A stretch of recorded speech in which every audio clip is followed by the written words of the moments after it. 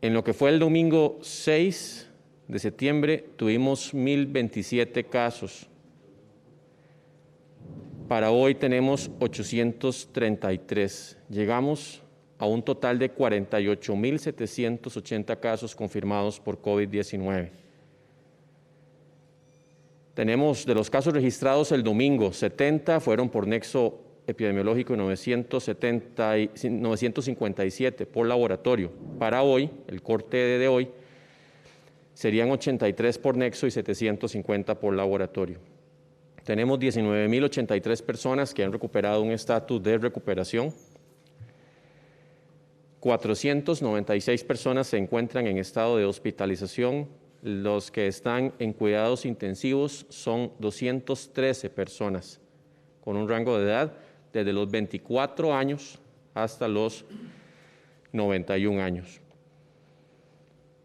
Con respecto a los fallecimientos, todos muy lamentables. El domingo fueron 13 fallecimientos, hoy se reportan 19 fallecimientos. Alcanzamos un total de 510 personas que han perdido su vida y sus familiares han perdido su compañía, sus personas allegadas relacionados con el COVID-19. Nuestro más sentido pésame a todas esas personas que han perdido a alguien o han pasado por momentos difíciles en medio de esta pandemia. Es una cifra ya considerable dentro de todo lo que es, muy considerable, de todo lo que es la mortalidad a nivel nacional. Tenemos 195 mujeres, 315 hombres, con edades que van desde los 19 hasta los 100 años. Por edad son 177 adultos y 333 adultos, personas mayores. Quería referirme con respecto al uso de mascarillas. Estamos en un momento de transmisión comunitaria. Ha venido incrementándose la cantidad de casos, de internamientos. Y como lo hemos dicho antes, la mascarilla es un medio que nos ayuda a ser solidarios, especialmente con los demás. Si todos usamos mascarillas, si todos usamos el cubrebocas correctamente, se disminuye importantemente la posibilidad de transmisión. Pero si alguien falla en usarlo en un recinto especialmente cerrado, ya está vulnerando ese escudo, esa protección de las personas que estén en ese recinto. Recordemos que a partir del 9 de septiembre vamos a poner como obligatorio el uso del cubrebocas como este que estoy utilizando. Pero es muy importante porque tenemos diferentes opciones. Como este, por ejemplo, o este otro que son reutilizables, que se pueden lavar varias veces. Recordemos que para lavarlos ya hay indicaciones de que tiene que ser ojalá en una olla, un recipiente con agua tirando a caliente, no muy caliente porque si no también les puede hacer un daño a la fábrica, con jabón y ojalá tenderla al sol. Ahí, dependiendo del material con que estén hechas, las mascarillas pueden ser usadas varias veces. Pero también es importante porque recordemos que las mascarillas no son para usarlas todo el día. Conforme yo estoy hablando y tengo mi mascarilla, las gotitas de saliva que generalmente salen al aire se quedan atrapadas en la mascarilla. Pero ¿qué es lo que pasa? Que al estar uno hablando y hablando y hablando y respirando, esas gotitas empiezan a acumularse tanto que llega un momento en que la mascarilla ya está tan humedecida que no retiene las gotitas, ya hay escape hacia el exterior. Además de que cuando eso ocurre también puede haber mucha irritación en la piel, personas especialmente que tienen problemas cutáneos se pueden ver exacerbados sus problemas por no cambiarla a tiempo. Entonces también para que tengamos en cuenta que las mascarillas hay que estarlas cambiando cada 3, 4, 5 horas dependiendo del uso, no son para utilizar la misma mascarilla todo el día. También están estas otras que son las quirúrgicas, que recordemos que estas generalmente la usa el personal de salud. Es cierto que la gente pues también puede utilizarlas, pero lo ideal es que busquemos ojalá opciones reutilizables como esta o como las que la que yo ando puesta, pero también se pueden usar por parte de la población. Las caretas que se han venido utilizando como una alternativa a las mascarillas ya van a ser complementarias e ideales. Recordemos que el virus, y lo hemos dicho múltiples veces, se transmite y puede ingresar al cuerpo a través de los ojos, de la nariz o de la boca. Entonces, cuando yo me pongo una careta, estoy dándole una protección adicional, especialmente a los ojos, porque los ojos, pues, obviamente con un cubrebocas siempre quedan expuestos en la mayoría de las veces. Entonces, complementariamente es importante considerarlo y que también las caretas hay que estarlas limpiando, ¿verdad?, con cierta frecuencia para que no acumulen las gotitas de saliva. Hay otras mascarillas como esta que no se recomiendan. Estas tienen válvulas, ustedes ven aquí estos puntitos, no sé si los logran ver, acá y acá. Son válvulas que permiten un mayor confort a la hora de usarlas, pero lo que hacen es que siempre las gotitas de saliva van hacia el exterior. Lo que protegen es más bien el ingreso, pero al exterior, o sea, las personas que están en ese recinto, el que esté usando una mascarilla como estas prácticamente es como casi que si no estuviera usándola, o muy poca la protección que le está dando a las demás personas. Entonces, incluso si son con estas válvulas de exhalación, que como les digo, posiblemente la gente que se las ponga siente que puede respirar mejor, están en realidad infectando, si tienen el virus, a las personas que están alrededor. Entonces, estas mascarillas que tienen válvulas de exhalación no deben ser utilizadas. Es mejor utilizar este otro tipo de mascarillas. También voy a hacer ejemplos de cómo es que yo y las personal de salud y las autoridades vemos un constante uso en un sector de la población que es inadecuado de las mascarillas. Voy a hacer una demostración, por ejemplo, de cosas que no deben ocurrir. Esto es como cuando uno anda con un suéter, ¿verdad? O sea, recordemos cuando las mamás, ¿verdad?, le decían a uno, póngase el suéter porque si no se va a resfriar. Pero si usted lo anda guindado en la cintura, no le va a hacer nada. Si usted lo anda apenas puesto un poquitito, no, le va a proteger poco.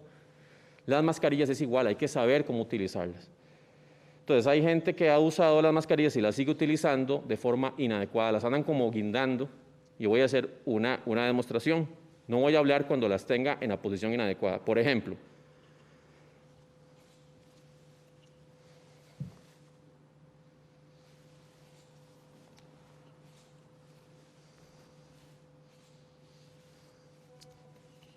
esas son posiciones que no son correctas.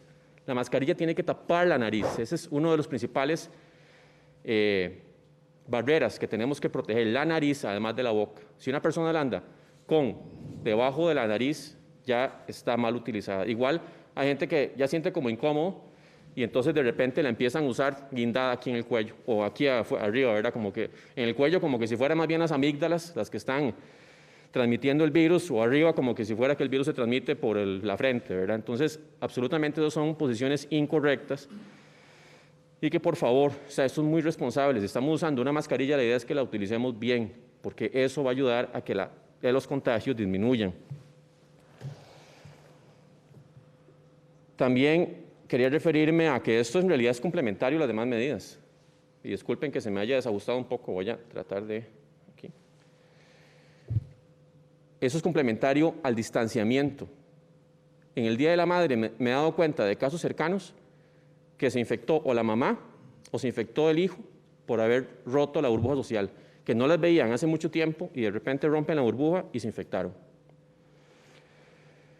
Y así pasa, hay cosas que uno ve que siguen ocurriendo de rompimiento de las burbujas que es muy lamentable. También quería referirme al lavado de manos frecuente. Personas que tienen, por ejemplo, problemas de asma, pueden usar las mascarillas siempre y cuando no estén con una crisis y están compensados, pueden usarlas. Menores de 2 años no se recomienda. Así que seamos muy conscientes que el lavado de manos, que el distanciamiento, que el no salir de la casa si está resfriado, se convierten en los pilares fundamentales porque estamos en el mes, posiblemente uno de los más complicados que hemos tenido. Y es cierto que hemos hablado mucho de que la responsabilidad tiene que ser compartida con las municipalidades y con las cámaras, pero hay una responsabilidad de cada ciudadano que nadie más la puede asumir. Así que hacemos ese llamado a redoblar. Estamos en medio de la pandemia. Yo sé que mucha gente ya está cansada y quieren que esto se desaparezca, pues lamentablemente no es así, está ahí el virus. Vean la cantidad de personas que fallecieron al último corte, 18 personas, 19 personas, una cifra muy alta, 13 al día de ayer. Y todos los días vemos lamentablemente esta situación. Esto no es ningún invento, es una realidad. Ya Estados Unidos lo reportó, en Estados Unidos es la tercera causa de muerte. Para que ustedes vean que esto es muy serio y en Costa Rica va ascendiendo lugares. También quiero referirme al proyecto de ley que modifica la restricción vehicular sanitaria.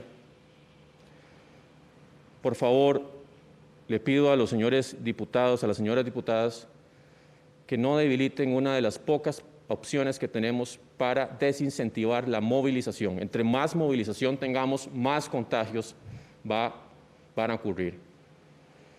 En realidad en esto tenemos pocas herramientas para tratar de influir y mucha gente dice, es que no ha sido exitosa. Si no hubiéramos tenido esta restricción, las cifras que estaríamos manejando en estos momentos serían inmanejables, de personas contagiadas y de personas en cuidados intensivos. Así que, por favor, hago ese llamado a los señores y señoras diputadas a que de las pocas cosas que podemos utilizar para desincentivar movilizaciones que no son necesarias, recordemos que la opción de trabajo ha estado habilitada desde el inicio, con una carta.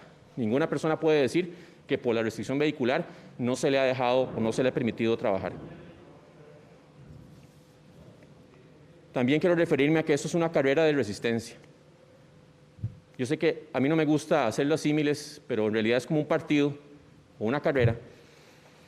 Y de repente el equipo ya bajó su rendimiento, ya se ven cansados y eso hace que se pierda el partido, eso hace que la carrera de resistencia se pierda también. Así que hago ese llamado, por favor, a que seamos conscientes de que es un año completamente inusual, de que este virus está provocando una mortalidad muy importante en el mundo y en Costa Rica. Y que no queremos definitivamente que esto colapse los servicios. No queremos que la gente empiece a morirse por otras causas que ocupan UCI y que no pueden ser atendidas porque todos los pacientes de COVID están internados, los que requieren atención porque están con un cuadro grave. Y esto me lleva también al ejemplo de lo que sucedió en Limón el fin de semana, con las imágenes que mostraban aglomeración de personas. Y yo no quiero tampoco juzgar a nadie, pero cuando uno ve esos escenarios, y no pueden escudarse en decir que es que tienen poquitos casos, así es como empiezan las epidemias, rompiendo en esa forma masiva burbujas sociales, se les puede complicar rápidamente el escenario a las personas que estuvieron ahí, e incluso que son de otras provincias que tienen relación con ellos. Así que de verdad el llamado es para que no claudiquemos, para que no bajemos la guardia. Estamos teniendo muchos pacientes en UCI, muchos pacientes fallecidos.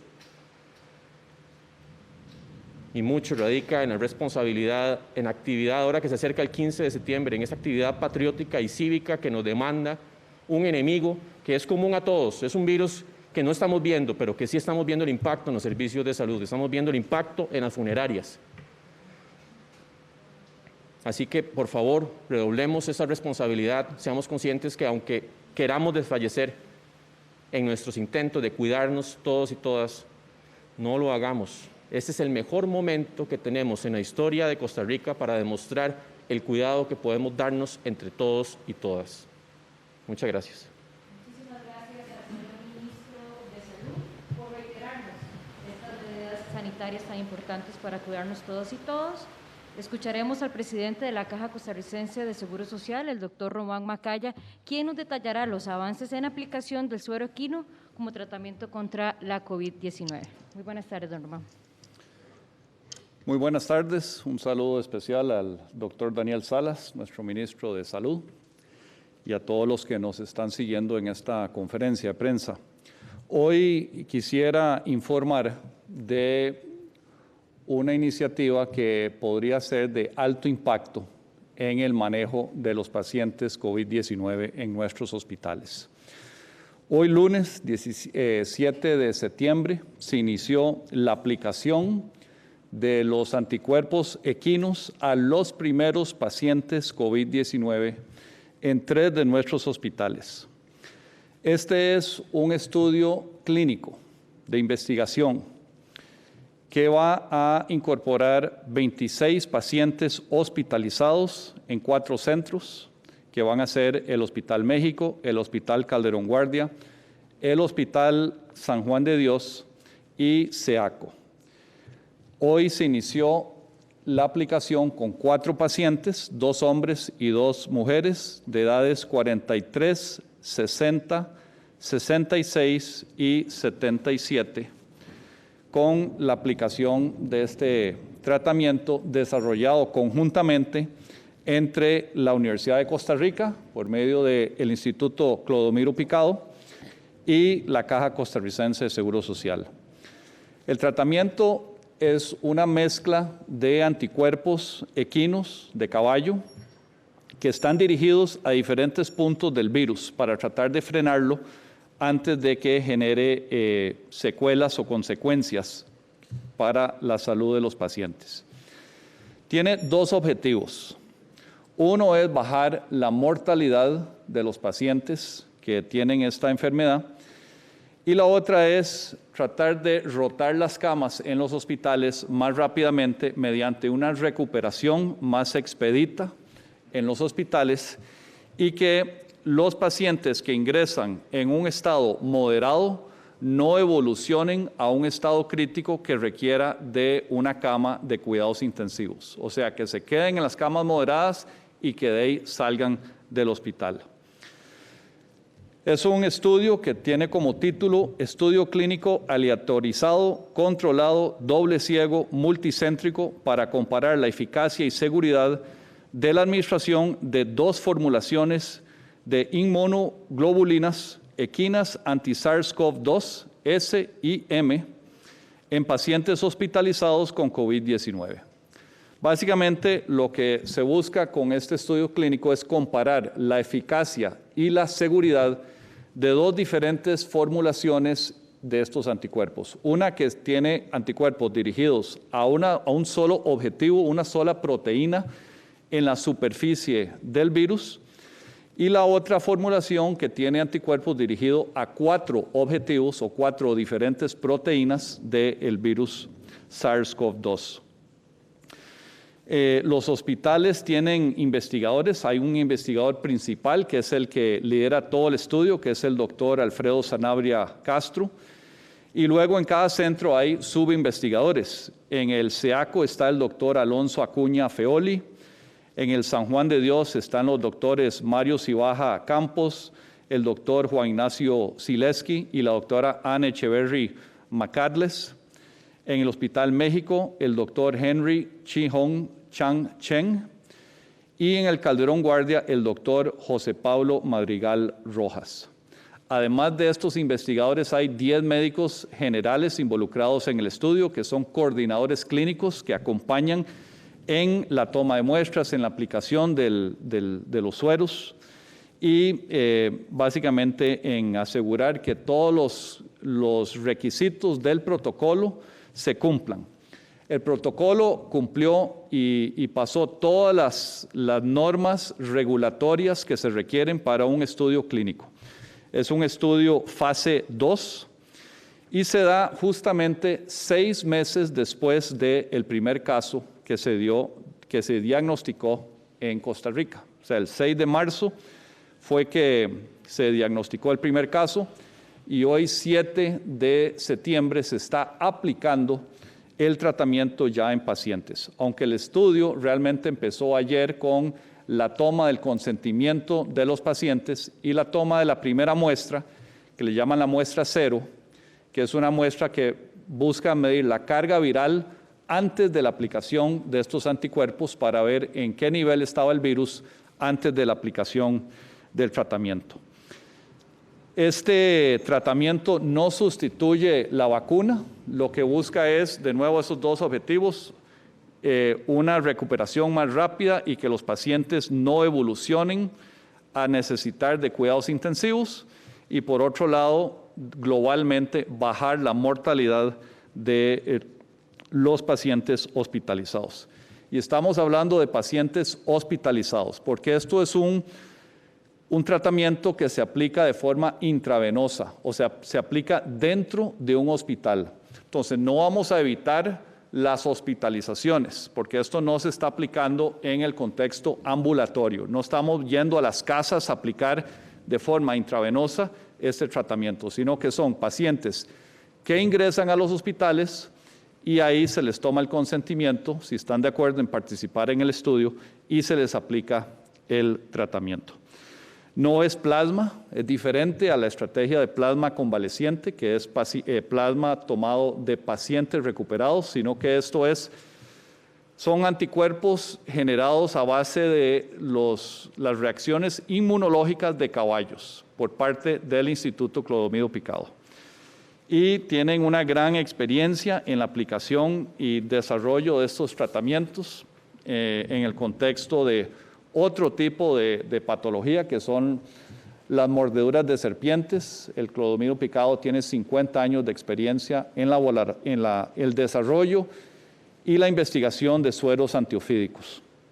Como habíamos anunciado antes, en el laboratorio se ha demostrado que estos anticuerpos de caballo son muy potentes para neutralizar el virus in vitro. Esto se demostró en la Universidad de George Mason en el estado de Virginia, en los Estados Unidos, donde tienen un laboratorio bioseguridad nivel 3, con la cual podían hacer este tipo de estudios, y demostró la alta potencia de estos anticuerpos.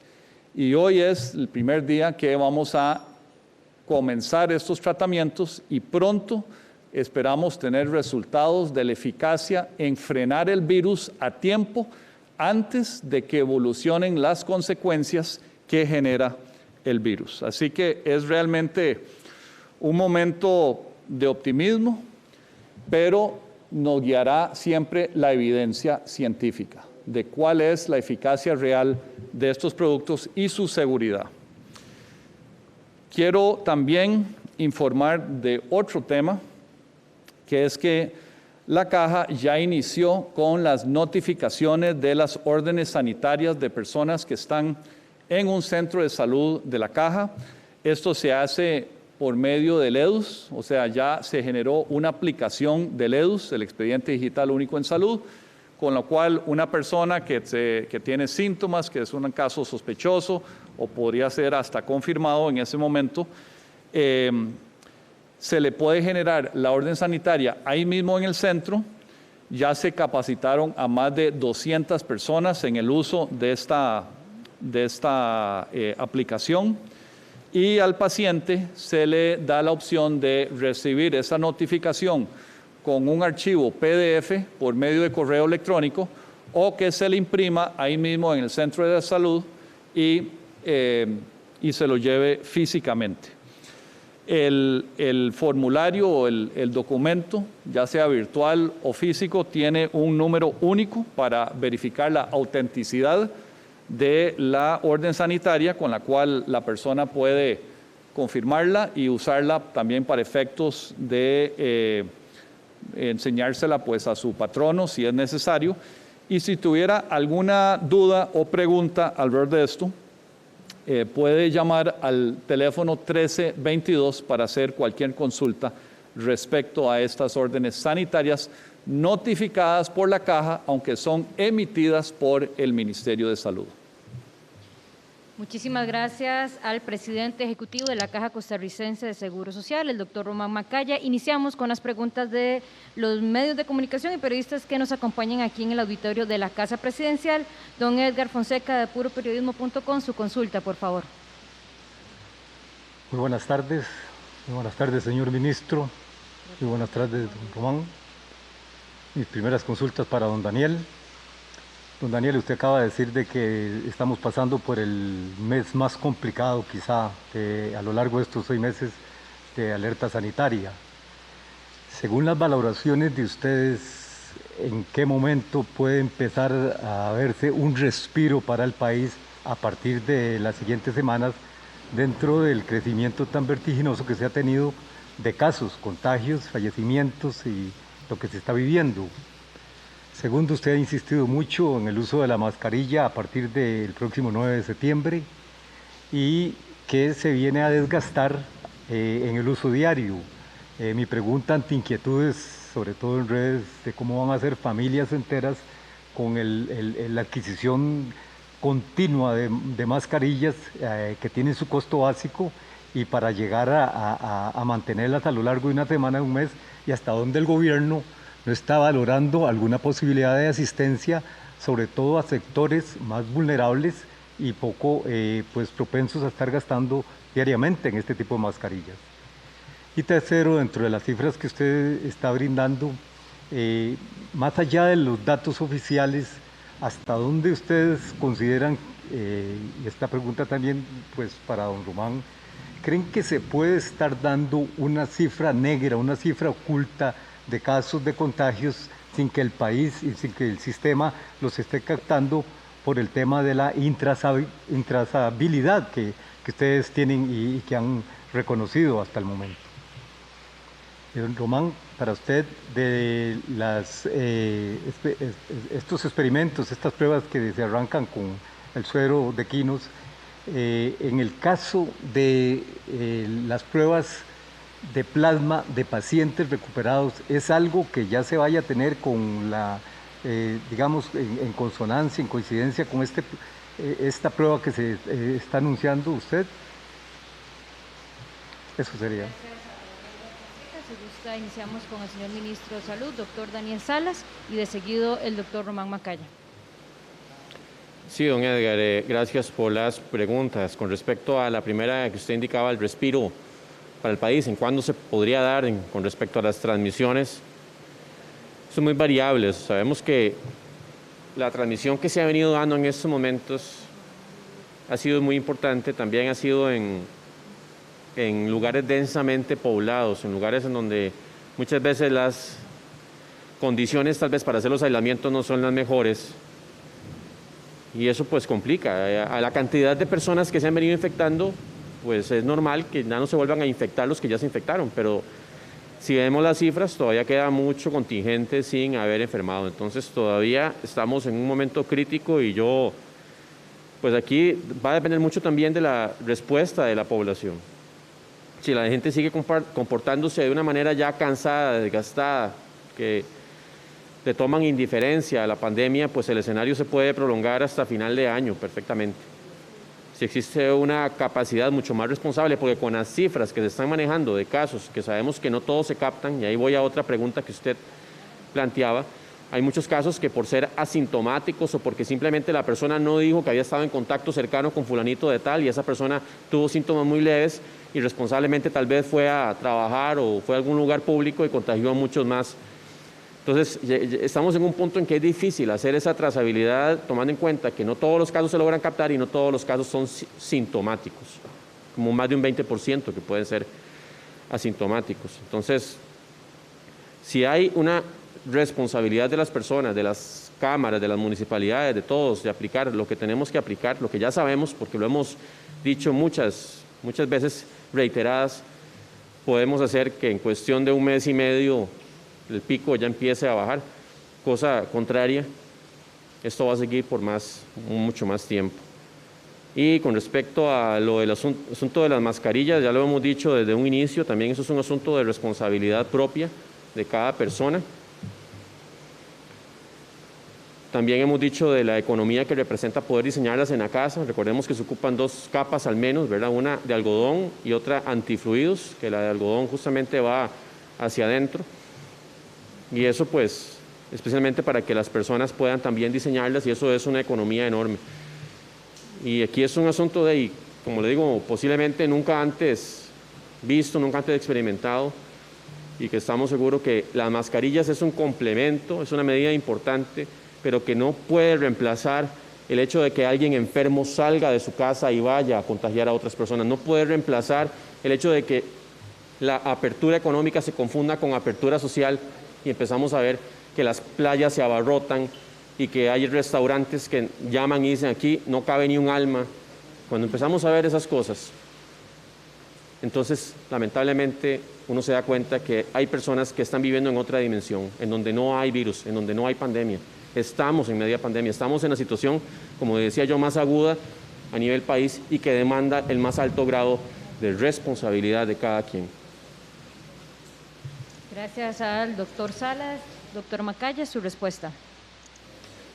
Sí, con respecto a el tratamiento con plasma convaleciente versus este nuevo tratamiento que inicia hoy de los anticuerpos de caballo. Son diferentes los esquemas bajo los cuales se tratan los pacientes. En el caso de el plasma convaleciente, que es básicamente tomar plasma de un paciente recuperado y aplicarle eso directamente a un paciente con el virus activo, con la esperanza de que los anticuerpos que generó el primer paciente ya recuperado le ayuden al segundo a recuperarse más rápido. Eso es algo que se hace bajo una sombrilla de uso compasional, que es básicamente darle la potestad al médico tratante que a su mejor criterio le aplique el plasma si considera que eso va a beneficiar al paciente. Pero no es un estudio de investigación clínica y puede haber diferencias en la potencia del plasma de un paciente versus otro paciente. Un paciente podría haber sido casi asintomático, otro tal vez tuvo síntomas graves, los dos se recuperaron. Tal vez los anticuerpos de uno versus el otro son más potentes o menos potentes. Entonces no hay un estándar de potencia de plasma que se le aplica a cada paciente. En el caso del estudio que inició con sus primeros tratamientos hoy, sí hay una muchísimo mayor rigurosidad porque es parte de un estudio de investigación clínica, donde entra un comité ético científico, que es el comité central de la caja, está el CONIS, que es el Consejo Nacional de Investigaciones en Salud, del Ministerio de Salud, que están supervisando esto, pero además el tratamiento está totalmente estandarizado. A cada paciente que se le aplican estos anticuerpos de caballo, se le va a aplicar un solo frasco. Y ese frasco ya se conoce cuál es la potencia neutralizadora del virus que tiene. Entonces, cada paciente nuevo va a tener una dosis estándar y se va a monitorear la evolución de cada paciente de una forma mucho más rigurosa que si fuera un uso compasional. Con esto quiero también hacer una petición, que es las personas que han considerado la posibilidad de donar plasma, personas ya recuperadas por COVID-19 que quieran donar plasma, por favor háganlo. Nosotros necesitamos mucho más plasma convaleciente y con la ola de nuevos casos que tenemos, donde estamos casi de 1000 en 1000 por día, hay mucho más demanda por plasma convaleciente de lo que hay oferta. Entonces necesitamos más donantes de plasma convaleciente. Habiendo dicho eso, esperamos tener en pocas semanas resultados concretos de esta investigación clínica con los anticuerpos de caballo, porque esto, al ser una enfermedad aguda, vamos a poder ver cómo evolucionaron estos casos de estos pacientes muy rápido. Esto no es un cáncer donde vamos a ver cuál es la sobrevida en 5 años, sino que en pocas semanas vamos a saber con qué velocidad se recuperaron o no y si tuvieron algunas secuelas o eventos adversos por parte o a causa de la aplicación de estos anticuerpos. Entonces, estamos optimistas de este nuevo tratamiento, pero es investigación. Vamos a guiarnos por la evidencia científica en la aplicación de esto a futuro. En el interín, ocupamos todo el plasma convaleciente que podamos recibir de donantes. Muchísimas gracias al doctor Román Macaya. Continuamos con la consulta de Tomás Gómez, del medio digital El Observador. Le escuchamos, Tomás, muy buenas tardes. Buenas tardes a los dos, don Daniel. Primero, si podemos revisar, el tema del rastro epidemiológico ha sido de los más criticados o los más analizados por expertos independientes. Queríamos preguntarle, a la fecha en que estamos, ya después de 6 meses, ¿en cuánto está el rastro epidemiológico oficialmente en el país, sobre todo después de los esfuerzos que hicimos hace un par de meses, tal vez para volver a a retomarlo. ¿Y qué postura hay para darle seguimiento, por ejemplo, con plataformas electrónicas como las que ha presentado Google y que ya están teniendo éxito en otros países? Y si podemos referirnos al tema de la letalidad y la mortalidad, siguen siendo estadísticas muy positivas dentro de lo que cabe con respecto a otros países de la zona. ¿Qué elemento han encontrado ustedes desde el punto de vista de salud, desde el punto de vista profesional, para que Costa Rica mantenga este récord positivo? Y don Román, si podemos precisar sobre el tema del plasma convaleciente, a raíz de las críticas que hace el FDA la semana anterior, ¿qué tan diferente es ese sistema que analizó el FDA al que usamos en Costa Rica? Y si se ha hecho algún ajuste para seguirlo aplicando sin ningún problema acá en el país. Y si podemos profundizar, si la empresa privada puede aplicarlo, la medicina privada puede aplicar este tratamiento o si hay alguna regulación en esa materia. Muchas gracias. Muchísimas gracias a Tomás Gómez del medio digital El Observador. Doctor Gracias. Salas. Gracias, Tomás, por las preguntas. Con respecto al rastro epidemiológico en medio de un escenario como el que tenemos de transmisión comunitaria, con respecto a los casos que salen positivos, y en esto agradecemos enormemente la gestión que ha hecho la Caja Costarricense de Seguro Social para poder contar con la orden sanitaria para todas las personas que son muestreadas en los servicios de salud de la Caja Costarricense de Seguro Social, ya saldrían con una orden sanitaria emitida. Esto es un apoyo enorme para toda la labor de trabajo comunitario y de salud pública que está haciendo el país. Y con respecto a los casos positivos, hemos ido recuperando, no tengo el porcentaje exacto, pero sí se ha ido recuperando bastante la cantidad de casos trazados, los positivos. Pero recordemos que cada caso positivo, con la cantidad que estamos hablando de 1000 personas, multiplíquelo por 5 a 10 o incluso un poco más contactos directos. Entonces, por día, la cantidad de contactos directos para poder darle seguimiento y la oportunidad en la orden sanitaria rebasa cualquier sistema, incluso por más que tengamos un refuerzo de personal. Entonces, ahí es donde, como indicamos, también tiene que haber, pues obviamente, un asunto de responsabilidad de cada persona. Entre menos rompamos burbujas sociales, menos vamos a tener contactos directos. O sea, cuando a esas alturas a mí me dicen que una persona positiva tuvo 15 contactos o 20 contactos directos, uno dice, pero entonces ¿en qué ha estado todo este tiempo, verdad?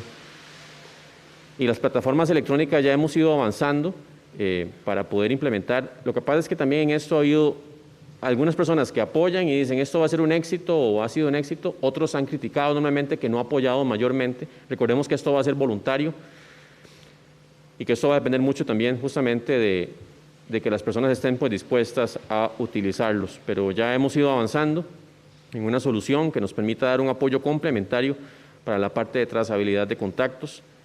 Y ya muy pronto esperamos, antes de que termine este mes, tenerla en implementación.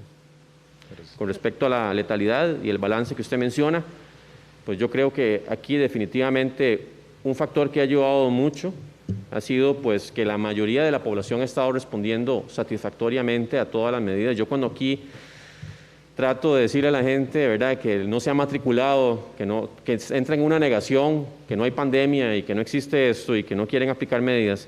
En realidad estoy hablándole a la gran minoría de la población, pero esa gran minoría lamentablemente expone a muchas otras personas. Yo creo que aquí el balance ha sido, pues hay un acatamiento que se ha venido también, pues a cierto punto ya estresando, ¿verdad? Se ha venido desgastando, pero todavía la mayoría de la población entiende que está aquí en juego la vida de muchas personas, personas cercanas o la vida misma de ellos.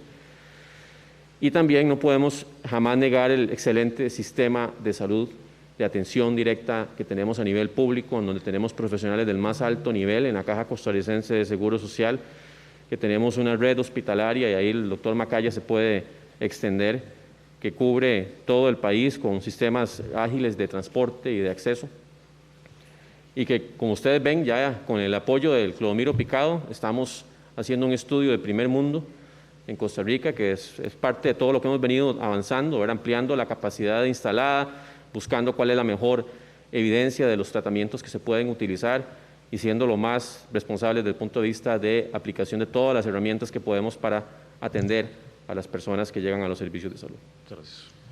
Doctor Román Macaya, le escuchamos. Sí, con respecto a sus dos preguntas.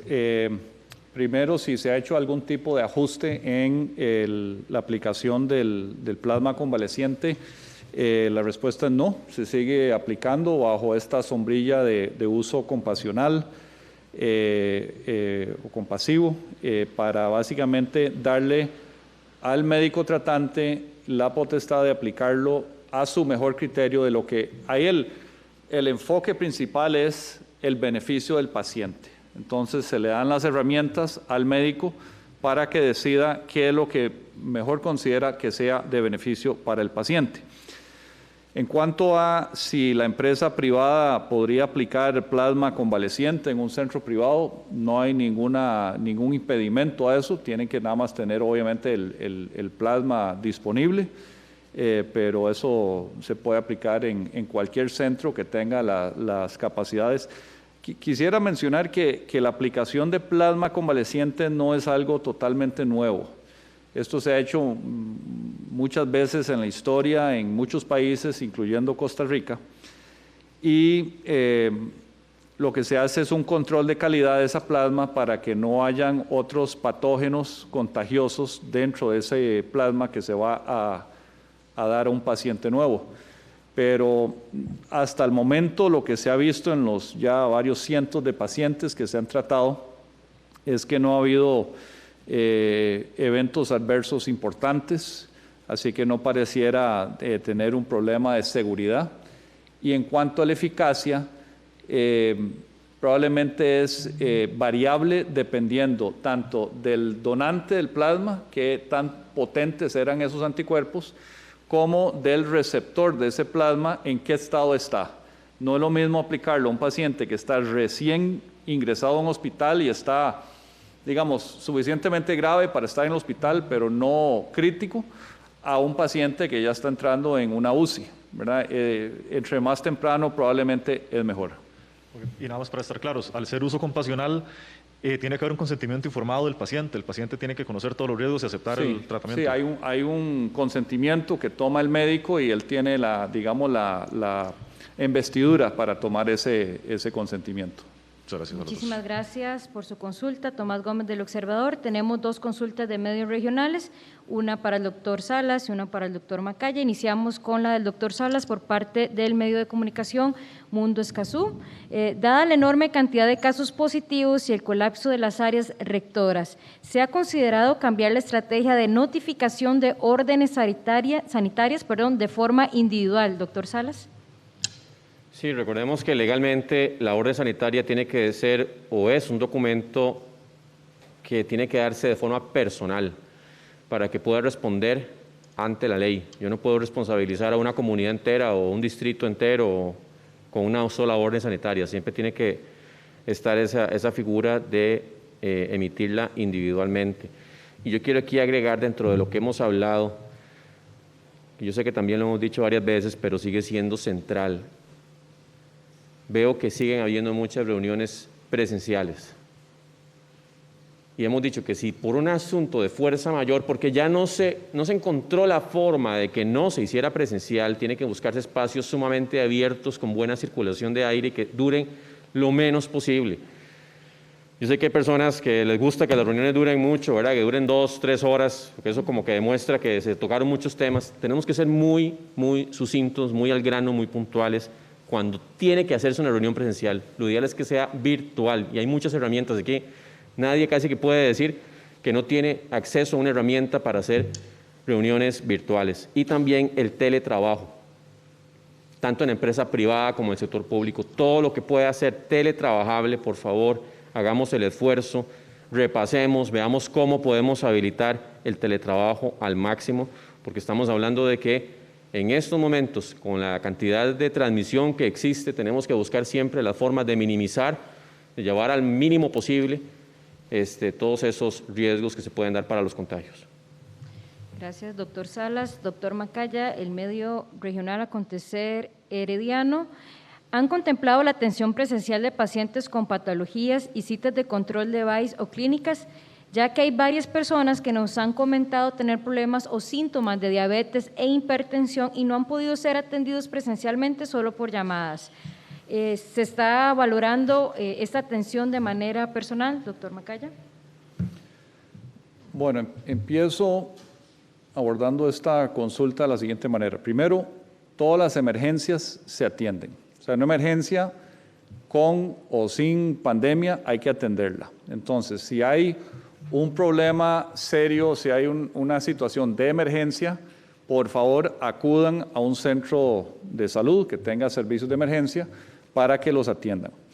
Luego hay toda una serie de consultas que hay que continuar a pesar de la pandemia. Estamos hablando de radioterapia, quimioterapia, toda clase de procedimientos y de consulta que no se puede frenar por la situación de la salud del paciente. Ahora, en cuanto a lo que no es una emergencia, pero es un seguimiento de rutina, como por ejemplo el seguimiento para pacientes hipertensos o diabéticos, en esas situaciones se trata de aplicar la teleconsulta en la medida de lo posible, de estarle dando seguimiento a la distancia, que el paciente no esté expuesto a los riesgos de entrar en contagio por COVID-19 acudiendo a un centro de salud. Precisamente la hipertensión y la diabetes, junto con la obesidad, fumado, son factores de riesgo muy importantes por COVID-19. O sea, la persona que tenga esos factores de riesgo, y especialmente si tiene las dos, tiene una muy alta probabilidad de que se complique mucho su enfermedad y que termine hospitalizado o hasta en una UCI. Entonces, tratamos de poder administrarle su patología crónica a la distancia, pero de nuevo, si hay una emergencia, se atiende. También hay que señalar algo, hay muchas citas que se pierden porque la persona no acude a la cita. Tal vez da por un hecho que tengo una cita, seguro no me van a atender o estamos en pandemia, tal vez hay temor también y muchas citas se pierden. Entonces, si tiene una cita, por favor, no la pierda, acuda a la cita y si no, se le va a tratar de atender de forma de teleconsulta, telemedicina y todo lo que se pueda hacer a remoto por su propio bien, para tratar de minimizar el riesgo, especialmente de personas que tienen factores de riesgo que se pueden degenerar rápidamente con COVID. Muchísimas gracias al doctor Román Macaya, presidente ejecutivo de la Caja Costarricense de Seguro Social. Muchas gracias al doctor Salas, ministro de Salud. Muchas gracias a usted por mantenerse informado. Por favor, a cuidarnos todos y todas. Muy buenas tardes.